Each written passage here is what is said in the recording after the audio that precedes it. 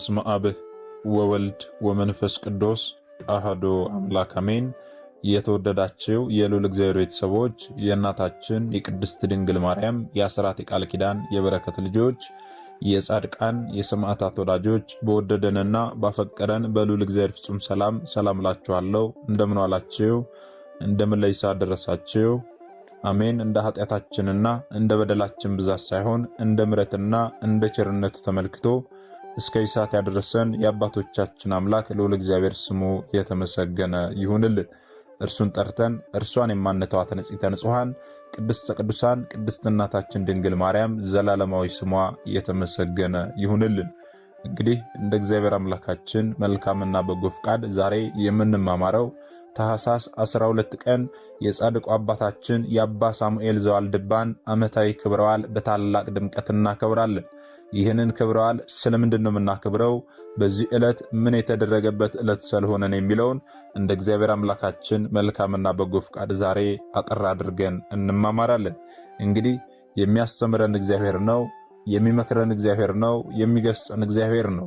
እርሱ በመካከላችን ተገኝቶ የጎደለውን አሟልቶ የተጣመመውን አቃንቶ በአፈ መላእክት አርሞ ያስተምረን ይመክረን ይገስጸን ዘንድ የእርሱ መልካምና በጎ ፍቃዱ ይሁንልን። የእናታችን የእመቤታችን የቅድስት ድንግል ማርያም ምልጃ ተረዳይነቷ በሁላችን ላይ ይደርብን። እንግዲህ ወደ ዛሬው ትምህርታችን ስንገባ ታዲያ ታኅሳስ 12 ቀን የጻድቁ አባታችን የአባ ሳሙኤልን ዓመታዊ ክብረ በዓል በታላቅ ድምቀት እናከብራለን። ይህንን ክብረ በዓል ስለምንድን ነው የምናከብረው ስንል ያረፉበት ዕለት ስለሆነ ነው፣ ወይም ደግሞ በዓለ ዕረፍታቸውን ነው የምናከብረው። ታዲያ በዓለ ዕረፍታቸውን ነው የምናከብረው ብለን ብቻ ማለፍ ሳይሆን ጻድቁ አባታችን አባ ሳሙኤል ማን ናቸው፣ የተወለዱ ከማን ተወለዱ የሚለውን ታሪካቸውን ከብዙ በጥቂቱ ልናውቅ ያስፈልጋልና ይህንን አጠር አድርገን እንማማራለን። እንግዲህ የጻድቁ አባታችን የአባ ሳሙኤል እናትና አባታቸው ማን ናቸው ስንል አባቱ እስጢፋኖስ ይባላል፣ እናቱ ደግሞ ዓመተ ማርያም ትባላለች። ታዲያ ጻድቁ አባታችን ሀገሩ የት ነው ስንል ኢትዮጵያ ውስጥ ሲሆን ትውልዱ አክሱም አካባቢ ሽሬ በተባለ ቦታ ላይ ነው። ወላጆቹም ታዲያ ዕድሜው ለትምህርት ሲደርስ ቅዱሳት መጻሕፍትን ገና በልጅነት ዕድሜው እንዲማር አድርገውታል። ታዲያ እናትና አባቱ ከሞቱ በኋላ ወደ ደብረ በንኮል በመሄድ ሥርዓተ ምንኩስናን ከአባ አድኃኒ እጅ ተቀበለ። በገዳሙም ታዲያ እህል በመፍጨት ውሃ በመቅዳት መነኮሳቱን እያገለገለ በዚህ አገልግሎት ውስጥ የሚመገበው ምግብ የሻገተ ጎመንና የሚጠጣውም ደግሞ ውሃ ብቻ ነበረ።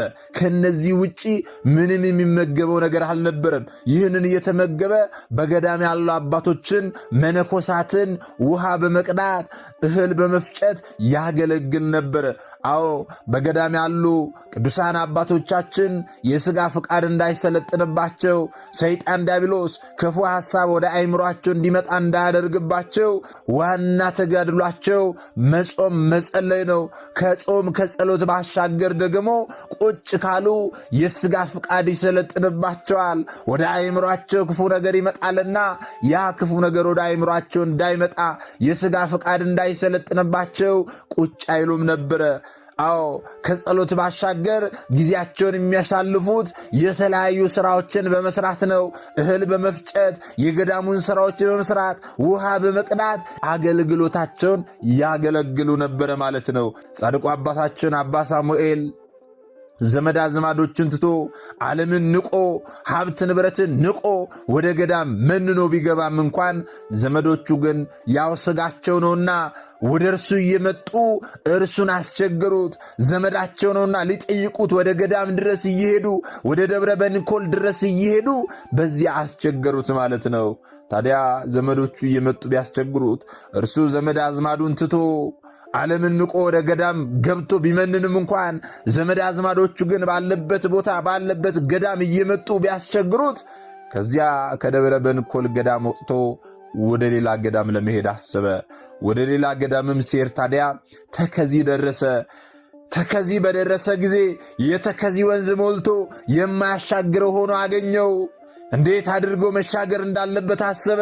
ከዚህም በኋላ ታዲያ በዚያ የማያሻግር ሆኖ ባገኘው በተከዚ ወንዝ ላይ በትምህርተ መስቀል አማትቦ በትምህርተ መስቀል ባርኮ በአንድ እጁ መጽሐፍ በአንድ እጁ ደግሞ መብራት ይዞ ገብቶ መብራቱ ሳይጠፋ መጽሐፉ ሳይበሰብስ በሚገርም ተአምር ተሻግሮ ዋልድባ ገባ ማለት ነው። ልብ በሉ ወገኖቼ። ታዲያ ጌታችን መድኃኒታችን ኢየሱስ ክርስቶስ በዚህ ተቀመጥ ብሎት ገዳም ገድሞ ሥርዓተ ምንኩስናን እያስተማረ በጾም በጸሎት ጸንቶ ሰውነቱን በመግረፍ መዝሙረ ዳዊትን በቀን 5 ጊዜ በማድረስ ከመቤታችን ፍቅር የተነሳ ደግሞ ውዳሴ ማርያምን ቅዳሴ ማርያምን በዕድሜዋ ልክ እየጸለየ ይጋደል ጀመረ ማለት ነው።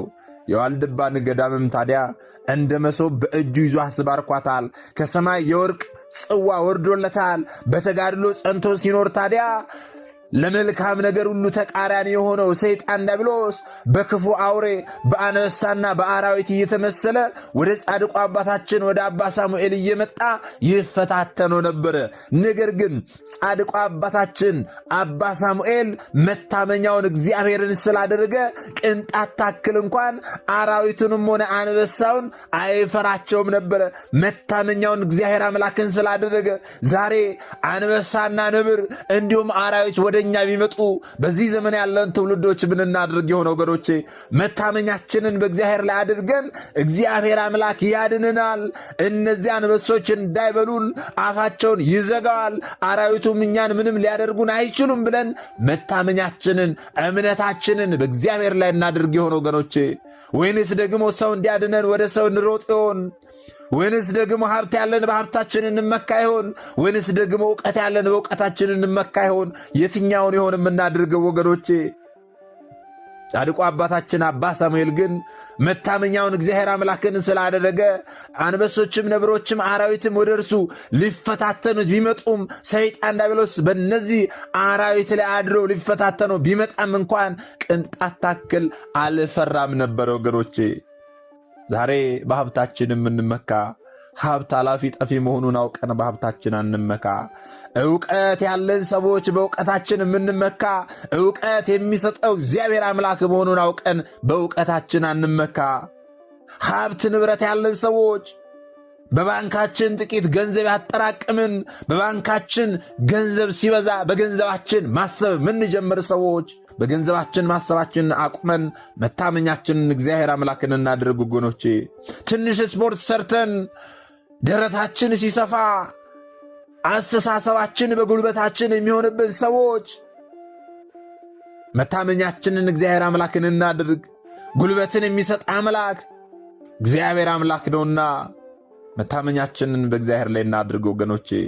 ታዲያ ከዕለታት በአንድ ቀን ጌታችን መድኃኒታችን ኢየሱስ ክርስቶስ ለጻድቁ አባታችን ለአባ ሳሙኤል ተገልጦ በምዕራቁ ሰውነቱን አተመለትና ኃይልን አግኝቶ የሚኖር ሆነ። ታዲያ ኃይልን አግኝቶ የሚኖር ከሆነ በኋላ አናብስት እየመጡ በዋሻው ሲፈነጩ ብዙ ነገር ሲደርስባቸው ጻድቁ አባታችን አባ ሳሙኤል ለአራዊት እንኳን ለአናብስት እንኳን የሚራራ አባት ነውና ኃይል አግኝቶ የሚኖር ስለሆነ እነርሱን ከመፍራት ባሻገር ለእነርሱ ይራራላቸው ነበረ። እሾህ ሲወጋቸው እሾሃቸውን እያወጣላቸው ይሰዳቸው ነበረ።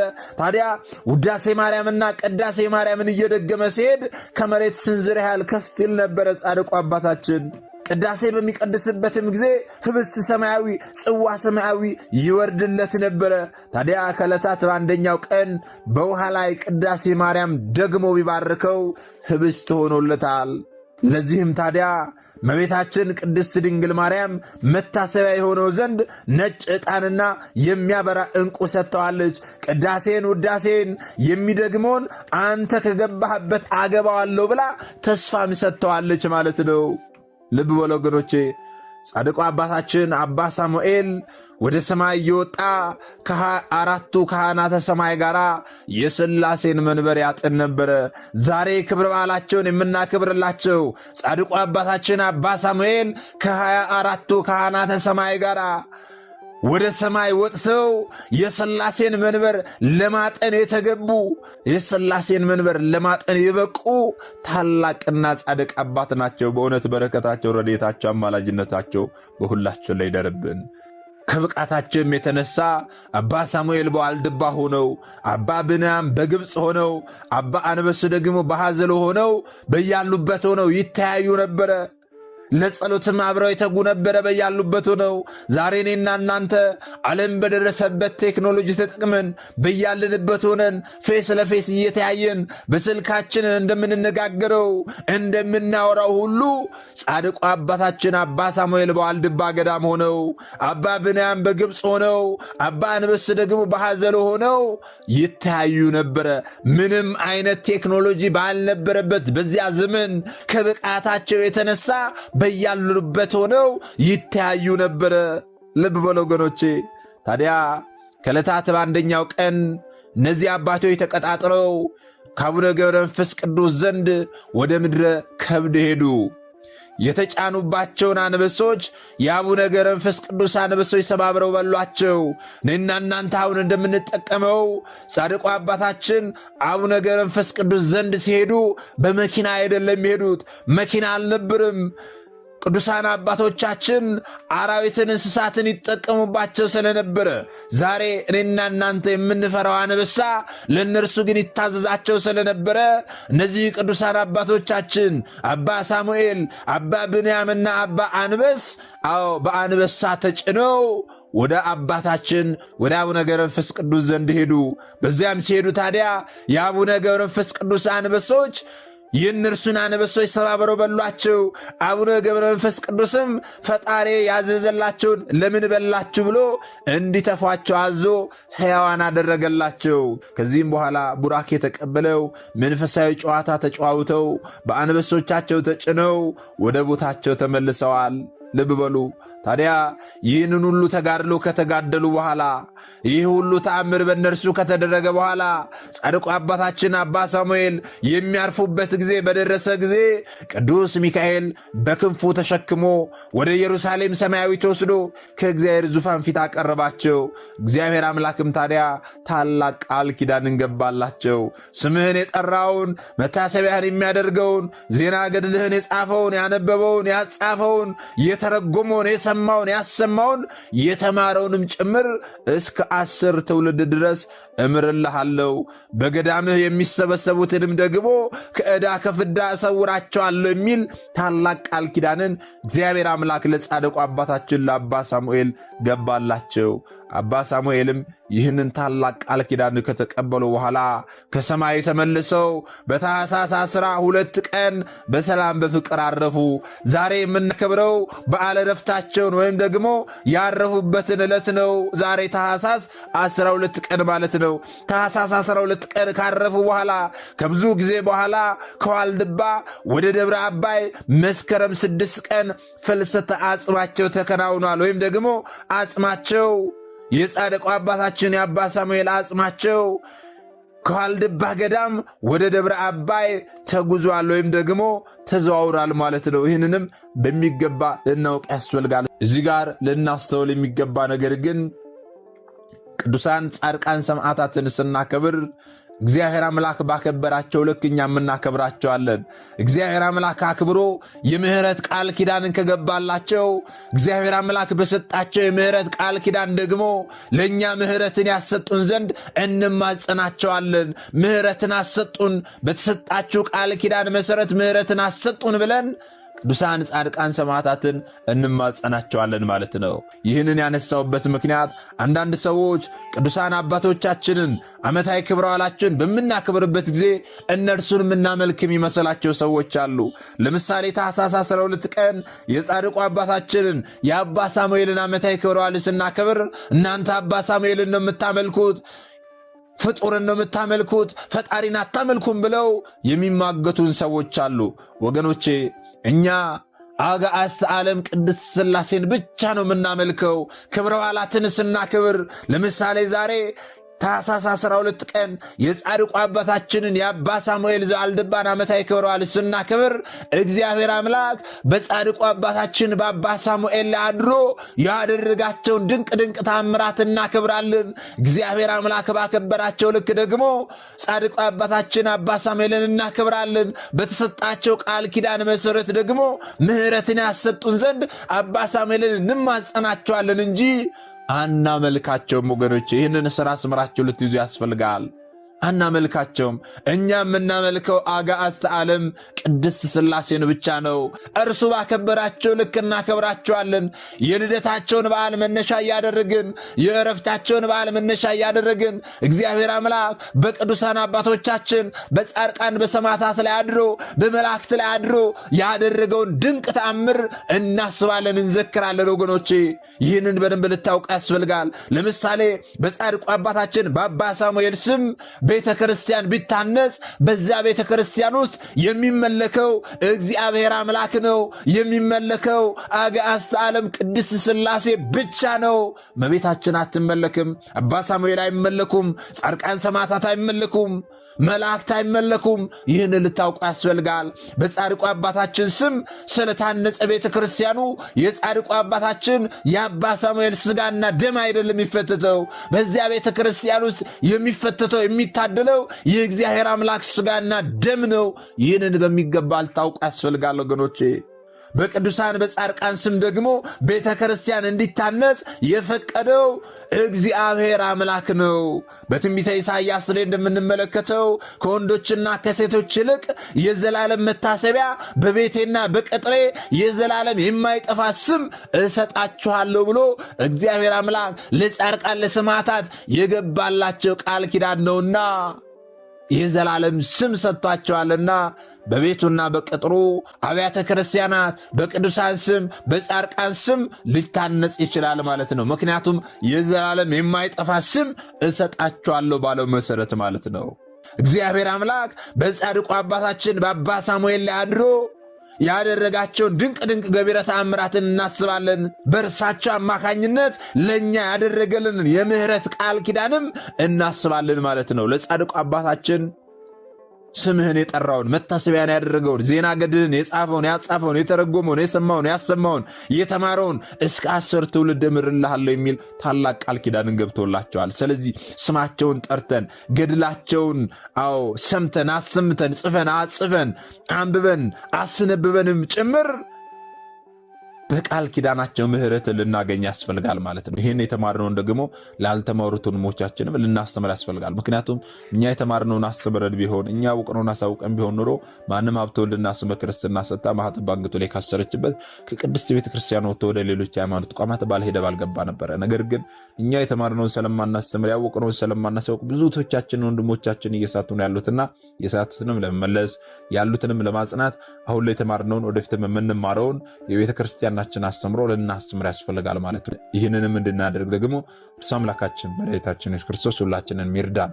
ምናልባት ደግሞ ዛሬ ገና ወደዚህ መንፈሳዊ ቻናል የመጣችሁ ሰዎች ካላችሁ ከዚህ በፊት የተማማርነውም ከዚህ በኋላ የምንማማረውም መንፈሳዊ አስተምሮች ወደ እናንተ እንዲደርሱ ከፈለጋችሁ ሰብስክራይብ አድርጋችሁ የደወል ምልክቱን መጫን ይኖርባችኋል። ምክንያቱም ይህ ቴክኖሎጂ ያመጣው ስርዓት ነው፣ እኔ ያልኩት አይደለም። ይህንን ካደረጋችሁ ዕለት ዕለት ከዚህ የሚለቀቁ አስተምሮች ወደ እናንተ ይደርሳሉ። ይህንን ካላደረጋችሁ ደግሞ ዛሬ እንዳጋጣሚ እናስተምር ሰምታችሁ ይችላል፣ በቀጣይ ከዚህ የሚለቀቁ አስተምሮች ወደ እናንተ አይደርሱም ማለት ነው። ስለዚህ ወደ እናንተ እንዲደርሱ ከፈለጋችሁ ሰብስክራይብ አድርጋችሁ የደወል ምልክቱን መጫን ይኖርባችኋል ማለት ነው። እንግዲህ መርሃ ግብራችንን ከመጨረሳችን አስቀድሞ አንድ መልእክት ወደ እናንተ አስተላልፋለሁ። ይህ መልእክት ምንድነው ካላችሁኝ ዘንዳ እንደሚታወቀው በዚህ መንፈሳዊ ቻናል ላይ በአመት 3 ታላላቅ የበረከት ስራዎች ይሰራሉ። እነዚህ 3 ታላላቅ የበረከት ስራዎች በማቴዎስ ወንጌል ምዕራፍ 25 ላይ የተጠቀሱ ጌታችን መድኃኒታችን ኢየሱስ ክርስቶስ ለፍርድ በሚመጣበት ጊዜ የሚጠይቀንን ጥያቄዎች ለመመለስ የተዘጋጁ ናቸው። በዚህም መሰረት ታዲያ አሁን ከፊታችን የሚመጣውን የጌታችንን የልደት በዓል ምክንያት በማድረግ የታመሙ እህት ወንድሞቻችንን ሆስፒታል ድረስ እየሄድን እንጠይቃለን፣ እንጎበኛለንና እዚህ በረከት ስራ ላይ ሁላችሁም አነሰ በዛ ሳትሉ ያቅባችሁን ልትሳተፉ ያስፈልጋል ማለት ነው።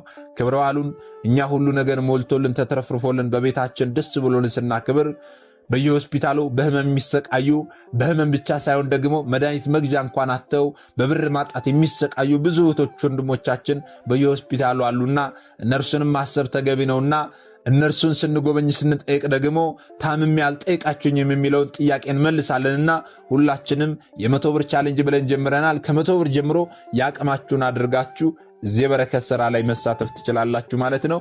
እንዴት ነው የምሳተፈው? በምን አካውንት ነው የምሳተፈው እያላችሁ የምትጠይቁ ሰዎች ካላችሁ የዚህ ቪዲዮ የኮመንት የመጀመሪያ ቦታ ላይ ሊንክ አስቀምጥላችኋለሁ። ያንን ሊንክ ስትጫኑ ሙሉ ዝርዝር መረጃው በጽሁፍ ይመጣላችኋል። ያንን ጽሁፍ አንብባችሁ እዚህ የበረከት ስራ ላይ መሳተፍ ትችላላችሁ ማለት ነው። እግዚአብሔር አምላካችን ሁላችንንም የበረከቱ ተካፋዮች ያድርገን። የሰማነውንም በዝነ ልቦናችን ያሳድርብን። ሰሚዎች ብቻ ሳንሆን በሰማነው ቃል 30 60 መቶ ያማረ ፍሬ አፍርተን ዛሬ ስሙ ቀዳሾች ነገ ደግሞ የመንግስቱ ወራሾች ያደርገን ዘንድ የእርሱ መልካምና በጎ ፈቃዱ ይሁንልን። ወስብሐት ለእግዚአብሔር ወለወላዲቱ ድንግል ወለመስቀሉ ክቡር። ይቆየን።